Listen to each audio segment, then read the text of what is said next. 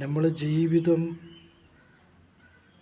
പരിപൂർണമായിട്ട് അള്ളാഹിൻ്റെ തൃപ്തിയിലേക്കാക്കുക. അത് പറയാൻ എളുപ്പമാണ്. അതായത് ഈ വാളുകൾ ഇത് എത്ര പറഞ്ഞു കഴിഞ്ഞാലും മനുഷ്യർക്ക് മനസ്സിലാവുന്നില്ല. കാരണം വാള് പറയൽ, വാള് കേൾക്കൽ ഇത് എളുപ്പമാണ്. അപ്പോൾ എനിക്കിടെ ഇപ്പോൾ ഈ മെസ്സേജ് ഇടാൻ സുഖമാണ്, മാഷാ അല്ലാഹ്, ഒരു കുഴപ്പമില്ല. പറഞ്ഞു കഴിഞ്ഞാൽ സംഭവം കഴിഞ്ഞ്. പിന്നെ ഞാൻ എൻ്റെ ജീവിതത്തിലേക്ക് നോക്കുമ്പോഴാണ് അത് മനസ്സിലാവുക, ഞാൻ എത്രത്തോളം അള്ളാഹുവിൻ്റെ തൃപ്തിയിലും പൊരുത്തത്തിലും എന്നെക്കൊണ്ട് ജീവിക്കാൻ പറ്റുന്നുണ്ട്.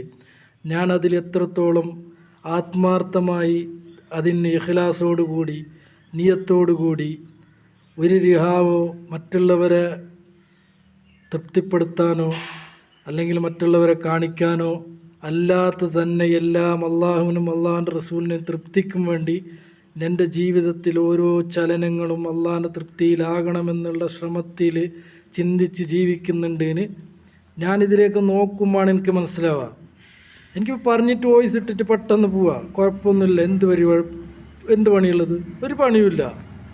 ജസ്റ്റ് ഒരു 4-3 മിനിറ്റ് വോയിസ് ഇടുക. മാഷാ അല്ലാഹ്, കേൾക്കുന്ന ആൾക്കും നാസിർ ഭയങ്കര ഉഷാറാണ്, ഭയങ്കര കാര്യങ്ങളൊക്കെ പറയുന്നുണ്ട്. അപ്പം നാസിറും അള്ളാഹുമായിട്ട് എങ്ങനെയാണ് നോക്കേണ്ടത്, നാസിറും ജനങ്ങളായിട്ട് എങ്ങനെ നല്ല വിഷയം. അത് പറഞ്ഞു വന്നതിൻ്റെ പൊരുളെന്ന് വെച്ച് കഴിഞ്ഞാൽ നമ്മളും അള്ളാഹുമായിട്ടുള്ളൊരു ബന്ധം പുലർത്താൻ വേണ്ടിയിട്ടാണ് റമദാൻ. അത് എത്രത്തോളം എന്ന് പറഞ്ഞു കഴിഞ്ഞാൽ തക്കവുണ്ടാക്കുക, സൂക്ഷിക്കുക. അള്ളാഹിനെ എങ്ങനെ സൂക്ഷിക്കുക, അള്ളാഹിനെ എങ്ങനെ സൂക്ഷിക്കുക, അതാണ് തഖ്വ. നമ്മൾ ഓരോ ജീവിതത്തിൻ്റെ ഓരോ സന്ദർഭങ്ങളിലും നമുക്ക് അള്ളാഹിനെ സൂക്ഷിക്കാനുണ്ട്. അതാണ് പഠിക്കേണ്ടത്, അതാണ് മനസ്സിലാക്കേണ്ടത്. ഇതുള്ളവർക്ക് വിജയം തന്നെ, ദുനിയാവും ആഖിറും വിജയം എന്ന ഒരു സംശയവുമില്ല. ഇൻഷാ അല്ലാഹ് ദുആ ചെയ്യ്.